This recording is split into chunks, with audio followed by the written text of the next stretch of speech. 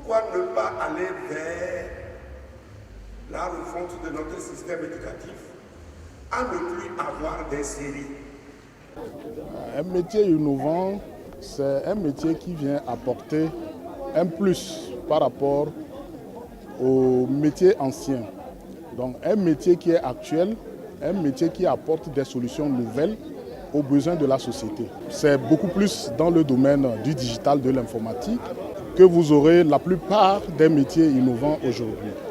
Le développement web, vous allez voir les systèmes de développement et sécurité informatique, les métiers en médecine aussi, des spécialités telles que la spécialité de recherche en cancérologie, parce que c'est aujourd'hui un problème de santé qui est prédominant. Voilà des nouveaux métiers qui naissent pour répondre aux nouveaux besoins qu'exprime la société en fonction des besoins de la société, en fonction des besoins du tissu économique de notre pays ou partout ailleurs. Sur le monde universitaire, même sur la société tout entière, c'est d'apporter des solutions nouvelles, de nouvelles approches de résolution des problèmes et des métiers dont on ne peut plus se passer aujourd'hui en lien avec l'évolution même du monde, l'évolution même de la technologie, l'évolution de la société tout court. Du monde du travail, la manière de travailler aujourd'hui a changé. Il faut aussi les métiers qui répondent à cette nouvelle façon de travailler.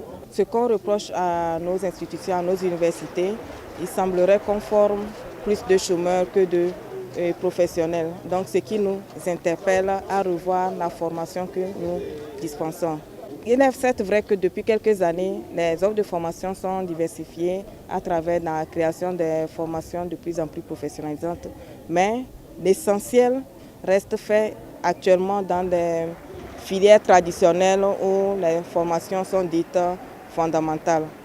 L'idée à travers cette journée, donc, c'est justement de donner les outils à nos étudiants qui sortent de ces formations-là pour qu'ils soient plus aguerris, qu'ils aient plus d'idées à s'insérer sur le plan professionnel à la fin de leur formation. Les universités ont une mission traditionnelle qui est déclinée en trois dimensions.